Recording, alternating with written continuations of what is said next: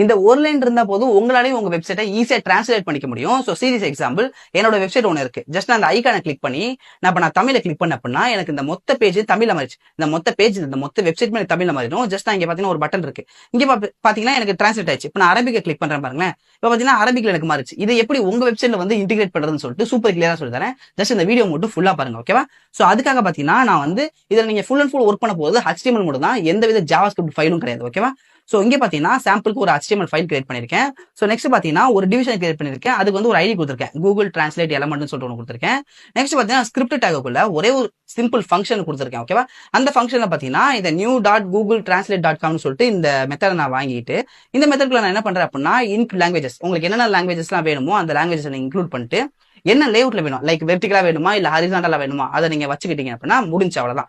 இப்போ நீங்க வந்த எல்லாத்தையுமே இந்த டிவுக்கு அசைன் பண்றீங்க, ஓகேவா? நீங்க கிரியேட் பண்ணி பார்த்தீங்கன்னா அந்த டிவுக்கு அசைன் பண்ணீங்கன்னா அவ்வளவுதான், முடிஞ்சு, ஓகேவா? சோ இதுதான் ஏபிஐ. இந்த ஏபிஐல ஜஸ்ட் இந்த ஃபங்க்ஷனை மட்டும் கால் பேக்கா நீங்க கொடுக்குறீங்க, அவ்வளவுதான். இப்போ பாத்தீங்கன்னா இந்த H1க்கும் இந்த இதுக்கும் எந்த சம்மந்தமே இல்ல.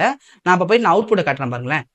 ஸோ இப்போ அந்த அவுட்புட்ல போய் பார்த்தீங்கன்னா நான் தமிழ் செலக்ட் பண்ணியிருக்கேன், எனக்கு தமிழ்ல மாறிடுச்சு. இப்போ நான் இந்த இடத்துல போயிட்டு நான் அரபிக்ல கிளிக் பண்றேன், எனக்கு அரபிக்ல மாறிடும்.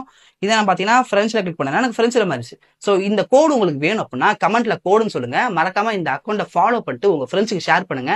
ஸோ அவங்களுக்கும் யூஸ்ஃபுல்லா இருக்கட்டும்.